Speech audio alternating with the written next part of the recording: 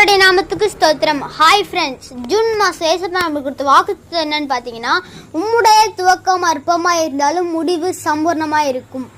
ஆமேன். ஆமாங்க, ஆபிரகாமோட லைஃப்பில் பார்த்தீங்கன்னா அவருக்கு குழந்தை இல்லை, நிறைய பேர் அற்பமாக பார்த்தாங்க.